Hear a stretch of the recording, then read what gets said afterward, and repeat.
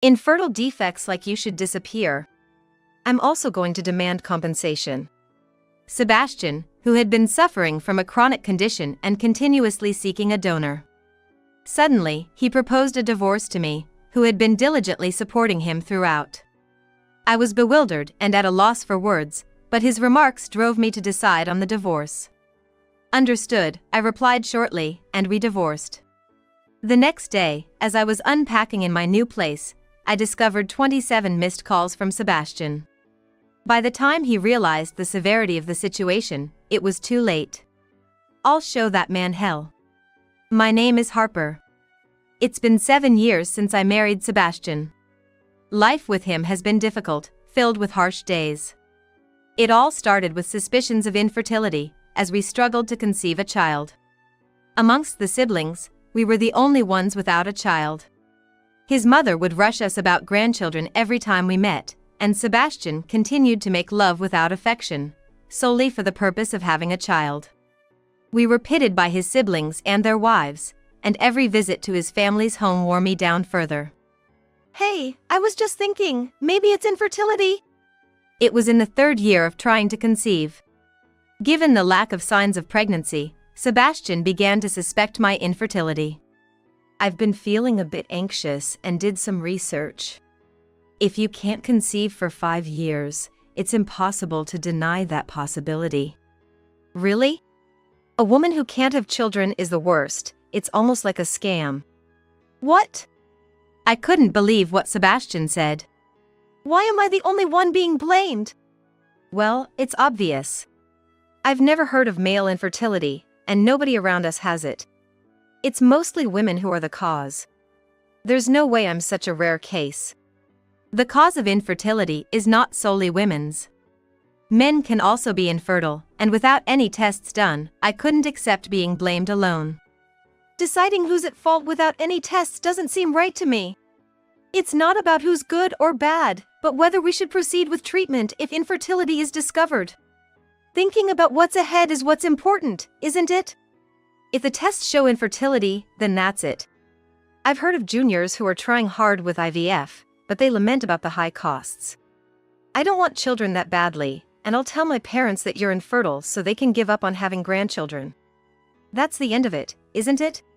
Why do we need to talk about the future?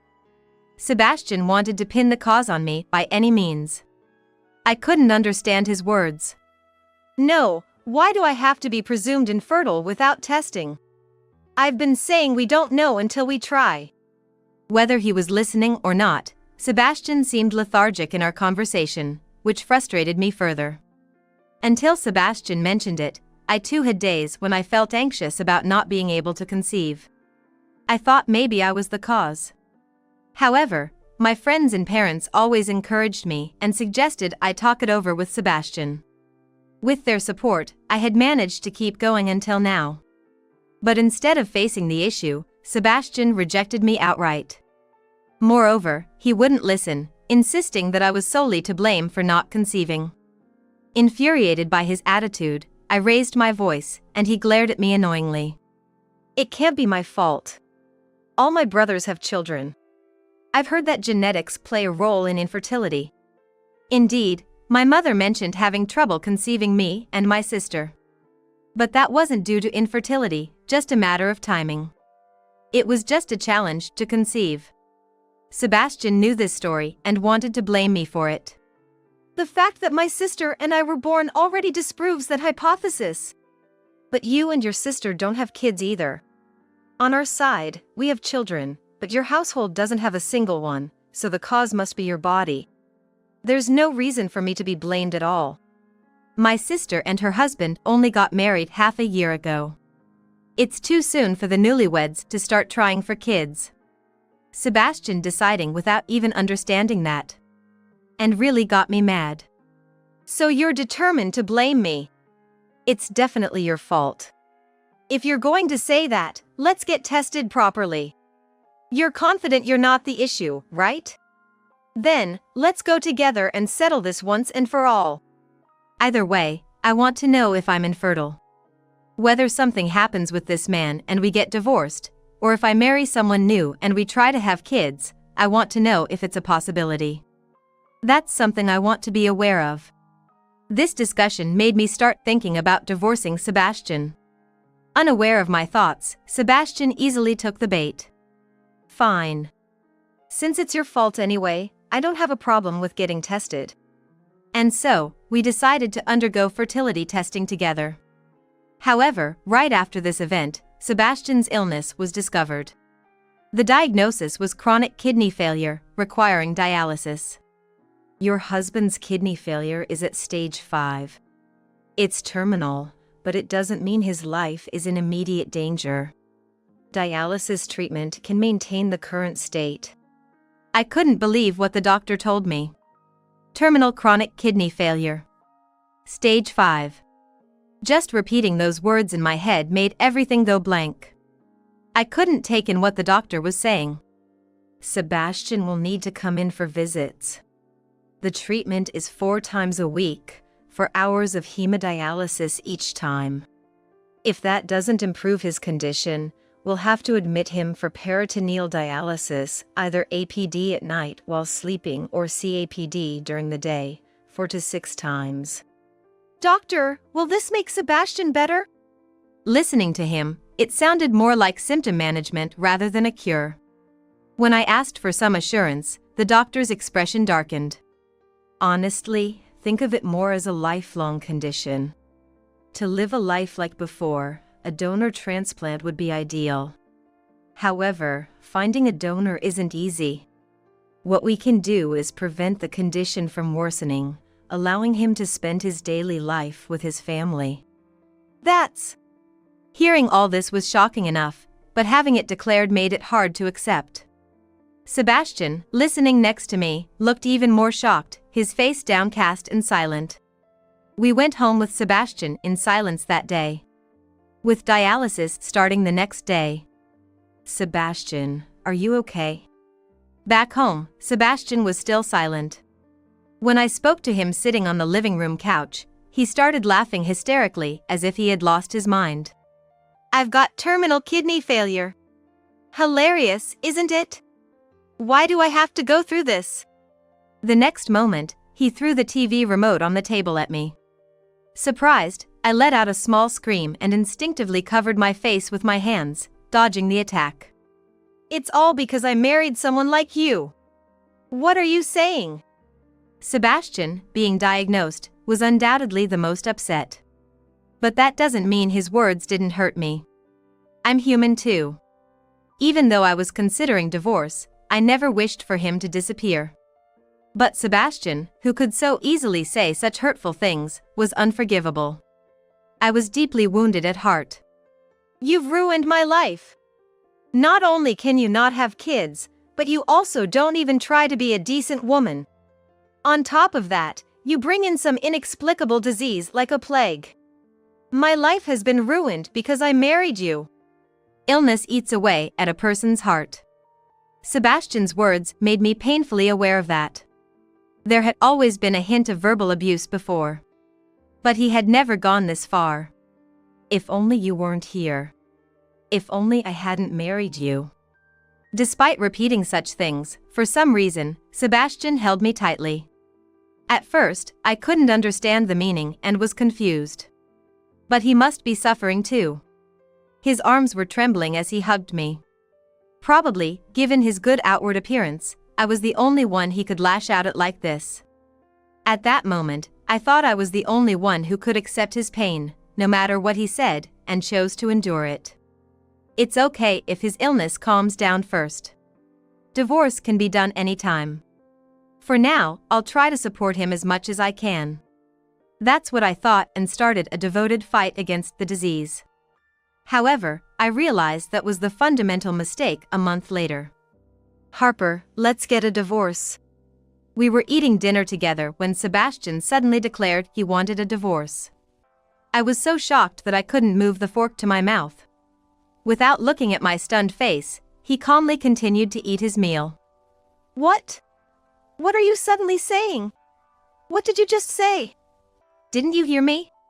Then, I'll say it again. Divorce me. We can't go on as husband and wife. Indeed, it wasn't just my imagination. Sebastian was clearly declaring a divorce. But why all of a sudden? I have no memory of doing anything that would warrant a divorce. Confused by the nonsensical situation, Sebastian sighed as if he was fed up. I'm sick of being with you. Just seeing your face stresses me out, and my illness feels like it's getting worse. Why a divorce? I've supported you as best as I could. Supported me? Hearing my words, Sebastian scoffed in disbelief and said something unimaginable. Your fault I got sick, and we can't have kids. You've dropped me into this pit of misery, and you talk about support? Don't make me laugh. Sebastian slammed his fork down, irritated. I reached my limit with his attitude and the way he spoke. Why do you blame everything on me? It's not like I made you sick. And it's not my fault we can't have kids. So you're saying it's my fault? Sebastian must be overwhelmed by his illness. He probably doesn't even remember going to the tests together. He interrupted my words, not giving me a chance to argue. If we had a kid, I might have had something to live for. But there's no one to inspire me. My life looks bleak with you, so divorce me. I can't stand being with you. Fine. That was it. I couldn't bring myself to even think about supporting him anymore. I thought I would wait until his illness stabilized, until he got a bit better. But that time was wasted. To him, I was nothing but a curse. Having deeply felt the truth of the situation, I accepted his proposal. Thus, the decision for Sebastian and me to divorce was made. I was going to move out of the house within this week. While Sebastian was at the hospital, I went to the city hall to get the divorce papers and started preparing in a hurry. During this time, I ran into Hazel, a mutual friend of Sebastian and me, at the city hall by chance. She was the one who assisted me. Harper! What's going on? Did something happen?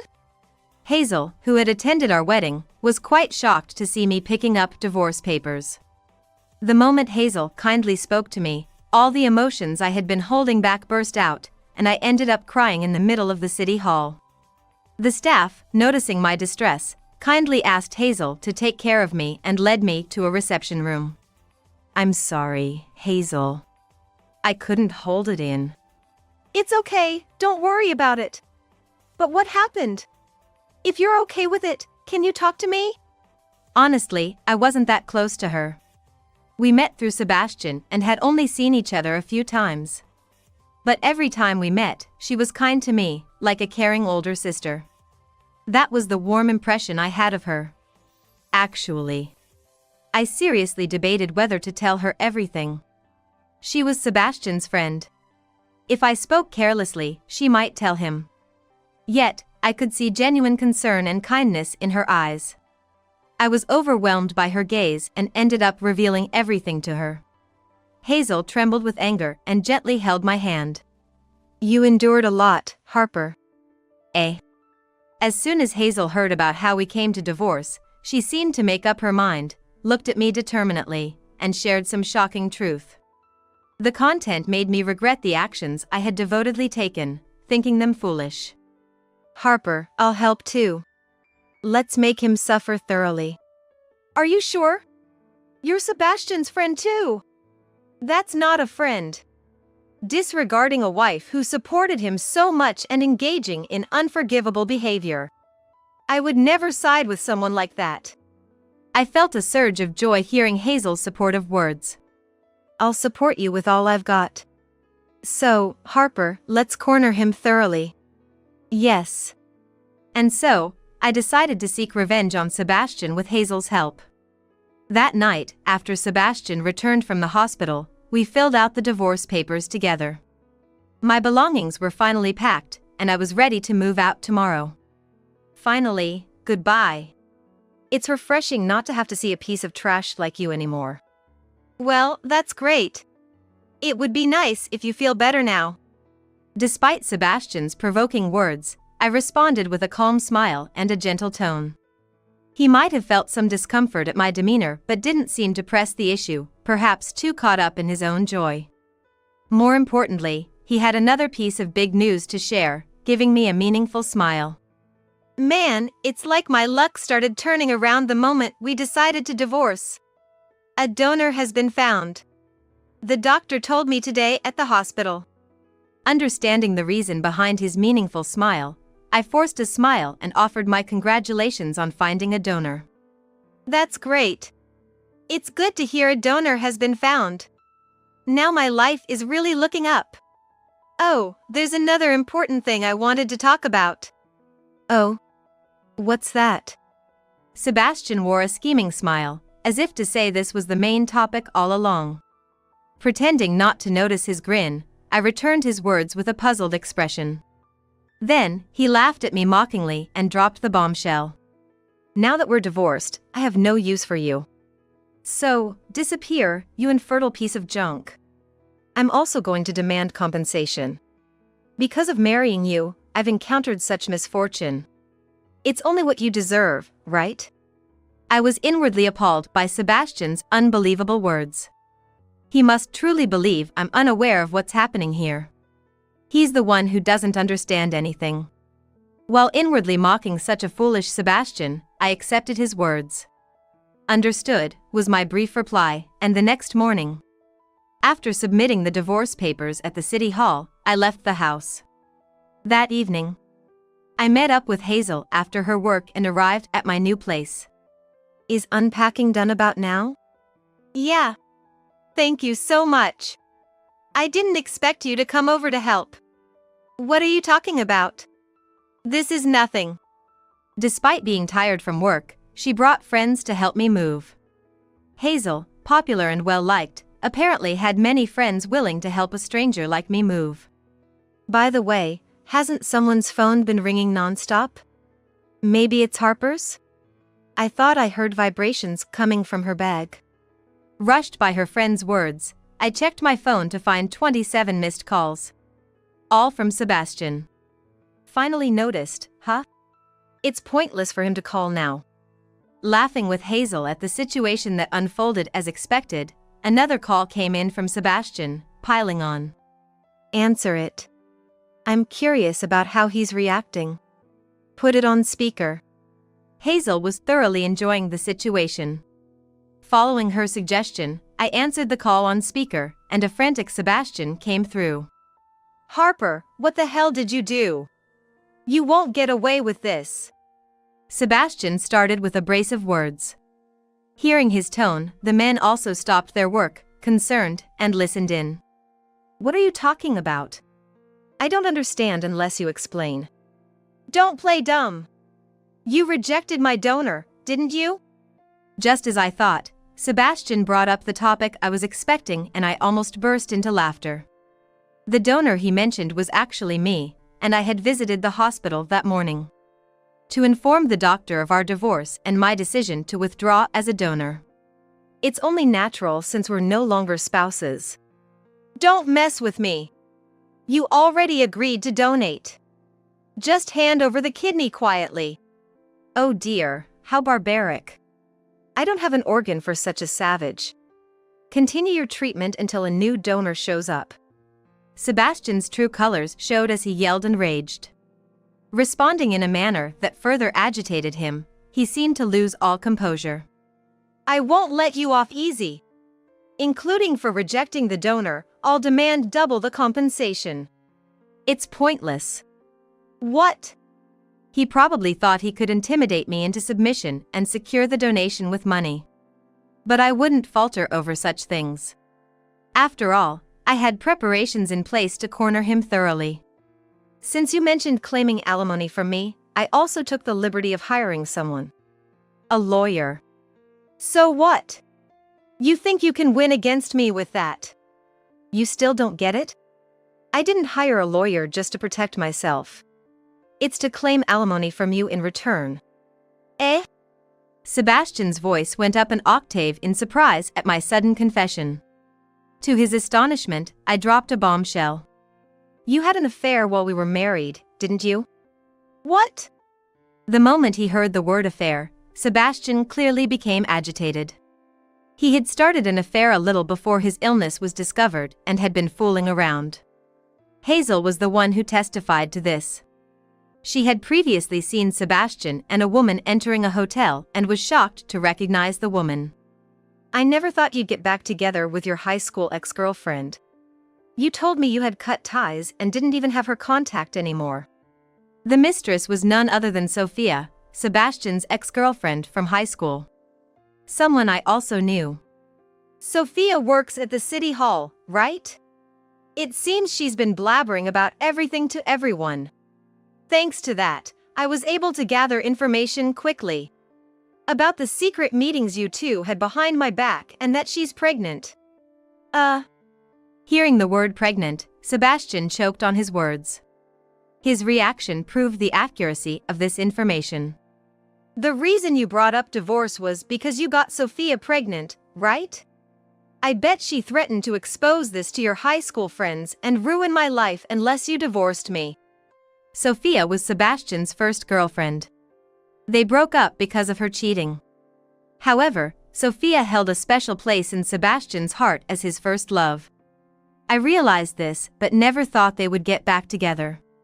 So I was complacent. I never thought you'd reconnect, but it must have been convenient for you, right? We didn't have children, and Sophia was exactly your type. That's why you decided to ditch me and brought up divorce. Sebastian, having been seen through, gasped for air, at a loss for words. Sophia had been bragging about their affair at her workplace. Hazel, hearing this and confirming their relationship, had intended to tell me when we coincidentally met at the city hall. She became my ally because she knew everything. So, you were talking about claiming alimony from me for being unable to have children, but you're the one who's going to suffer. I'm fully prepared to fight you. But, it's still your fault. I had a child with her, but no matter how long we tried, you and I couldn't. This proves I'm not to blame. Sebastian, clearly panicking, ended up providing evidence of his affair and the pregnancy himself. Turning to Hazel, I found she had perfectly recorded everything, providing new evidence. The men around us also listened in, making Sebastian's situation completely inescapable. Remember when we went to get fertility tests together? That test. Sebastian seemed to finally remember after I broached the topic, his voice rising in realization. The test results, you see, show no fault on my part. Huh? Sebastian's voice, full of confusion, came through the phone. The test results revealed the infertility issue was on your end, Sebastian. You were the one without the seeds. It turned out, Sebastian was sterile. Lost for words at this shocking revelation, Sebastian could hear the bustling noise beside him. If you can't believe it, I'll show you the evidence through a video call. Look at your phone screen, I said, activating the camera while keeping the call on speaker. As we switched to a video call, Sebastian's screen showed the medical results I had obtained from the hospital. At that moment, a woman's high-pitched voice could be heard from beside him. Wait! Sebastian, listen to me! Next to him was Sophia, trying to grab his phone. Damn you, Sophia! What is this about? Explain yourself! Sebastian pushed her hand away, glaring at her with anger. In a panic, Sophia tried to shift the blame to me. It's not like that. Don't tell such ridiculous lies. There's no way Sebastian is sterile. Caught in an unexpected situation, I was thrilled. This soap opera-like drama had the men around us hooked. As Sophia flustered, Hazel popped into the video call. Oh, look, it's Sophia. What are you doing there? I thought you had a date with that handsome businessman today. Hazel! Sophia and Sebastian looked at the screen in shock, clearly not expecting Hazel to be there. Hazel continued with a smirk. Always bragging about your men at work, but I never thought you'd go after Harper's man. How many is he this month? How many men do you boast about catching at work? Stop it! Don't say such nonsense! Sophia's face turned pale at Hazel's unexpected revelation. Hearing this, Sebastian trembled with rage, raising his voice in anger. What's this, Sophia? Whose child is that? It's obviously with Sebastian. Hazel is just talking nonsense. You're going to believe her over me. How could you say such terrible things? If you're so set on painting me as a liar, how will you explain this audio? Hazel, amused by their argument, began to play a decisive piece of evidence. Sophia, what are you going to do about that baby? The businessman said he won't acknowledge it, right? Hazel had recorded the conversation inside the city hall, likely in a break room. Sophia's conversation with several female colleagues was captured. Yeah, but I'm not looking forward to raising it alone.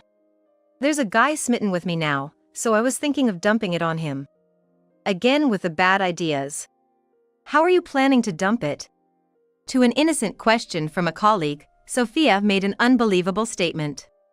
I was going to milk him as a patron, but it turns out he's trying to divorce his wife. He's my ex from high school, Sebastian. There's a vibe that he'll easily go through with the divorce if I push. So, I'll threaten him with the child to finalize the divorce. Then, make him remarry me and take care of the kid. Shockingly, she didn't stop there.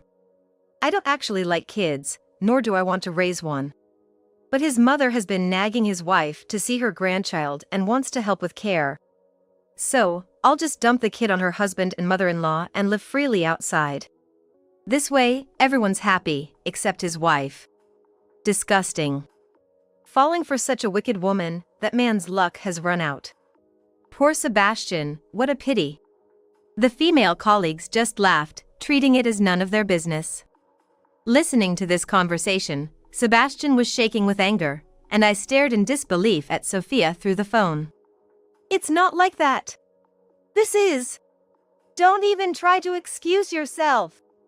How are you going to talk your way out of this now, huh? As Sebastian seemed ready to attack Sophia, I cut in, redeclaring my intention to fight him head-on. That's how it is. A lawyer will probably be visiting you soon. From now on, let's discuss through the lawyer. Harper, wait. Let's talk once, just once. I was deceived by this bitch too. I'm a victim here. Without her, I think we could start over again. So, please, give me a chance to talk. You're going to ditch me? Isn't that cruel? You said I was more important to you than that woman. I never imagined I'd be involved in something like this in real life. Disgusted and dismayed by the mess, I looked at them with disdain. I wouldn't give you such a ridiculous chance. And as for the rest, do as you please. I'm no longer your wife or anything to you. I sighed involuntarily. What did I ever see in this man? Now, I regret not just the marriage but even dating him. His words no longer had any effect on me. Please!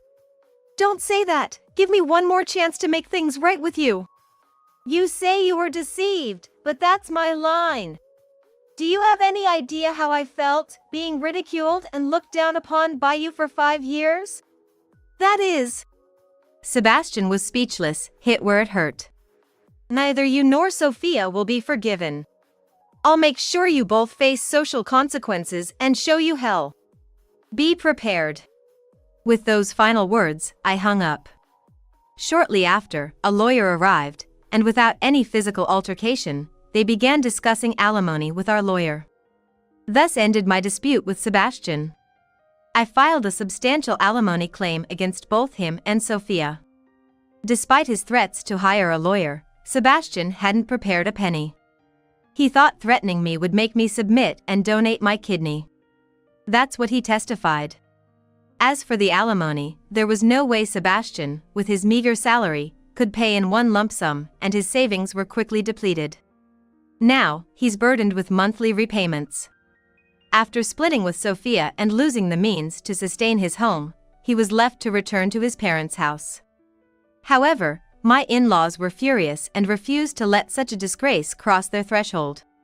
Sebastian ended up working in a factory in the countryside, diligently repaying his debt. Thankfully, the tough guys Hazel brought, who were local seniors, ensured he didn't skip out on the payments. Every month, the payments are made without fail. Meanwhile, Sophia was fired from the city hall due to her scandalous behavior. and now works in the nightlife, doing part-time jobs by day to repay her debt to me. Cut off by Sebastian, she's walking a lonely path and had to resort to the foster care system for her child, lacking the confidence to raise it alone. This way, I managed to settle my long-standing grudges.